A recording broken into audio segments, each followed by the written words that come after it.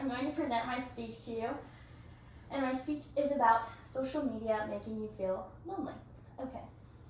Imagine scrolling through your feed late at night, hundreds of posts, perfect pictures, and people who seem endlessly connected.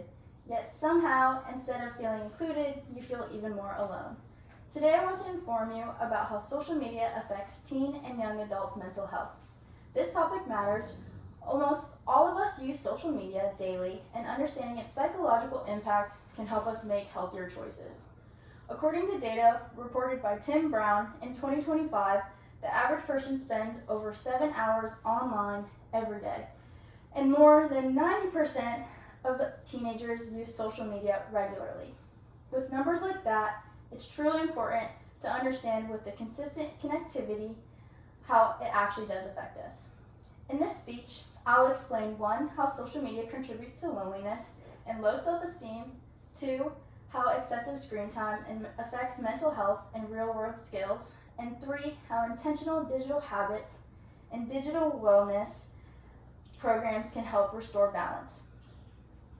Social media can increase loneliness and self-comparison. Social media was created to connect us, but consistent comparison often makes people feel more isolated. Psychologist David Lumen explained in Psychology Today that many users experience drops in self-esteem, increased loneliness after using platforms like Facebook or TikTok. This happens because the content we see online is created and edited perfectly so that we see the best moments, the prettiest pictures, and the biggest achievements. When teens compare their real lives to someone else's highlight reel, they may feel like they're falling short. Research shows that consistent comparison leads to feeling invisibility and exclusion, especially for emotionally vulnerable teens.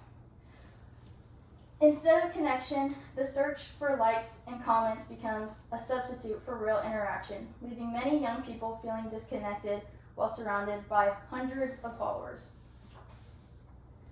Excessive screen time is linked to poorer mental health and fewer real-life skills. Scrolling for hours doesn't just affect emotion, it affects long-term well-being. The Centers for Disease Control Prevention reports that higher daily screen time is associated with increased symptoms of anxiety and depression among U.S. teenagers. When teens spend more online, they spend less time building supportive friendship and developing hobbies, or practicing face-to-face communication. So Luden refers to this habit as social snacking, meaning we look at other people's posts for a quick little hit of connection without ever forming a meaningful relationship. It feels like socializing, but it doesn't need to fill the emotional skills needed in real-life interactions.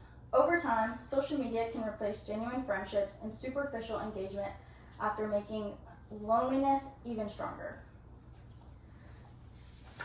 Digital wellness education and international habits can reduce negative effects. The good news is that there are practically solutions for everything. Digital wellness programs in schools teach students how to use technology more intentionally. As Kelly Christ explains, the Fordham RAM, leaving the press pause before posting.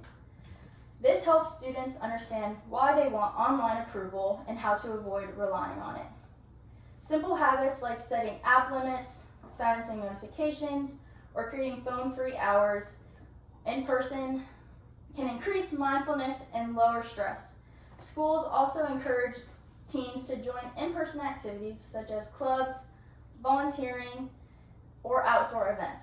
These experiences help build communication, empathy, and real friendships. Things no screen can replace. The goal isn't to eliminate social media, but it's almost to use it in a way that supports mental health instead of harming it. So overall, in conclusion, I would say that social media isn't entirely good or bad, but its impact depends on how we use it. So we've seen that 1, online comparison can increase loneliness, and 2, excessive screen time can harm mental health and real-life connection. And 3, international use and digital wellness programs can help restore balance for teens and college students today. Small changes like limiting screen time, reconnecting with people face-to-face, and practicing mindful digital habits can make a powerful difference. At the end of the day, the moments that matter the most aren't the ones we scroll through, they're the ones that we actually live. Thank you, that is my speech.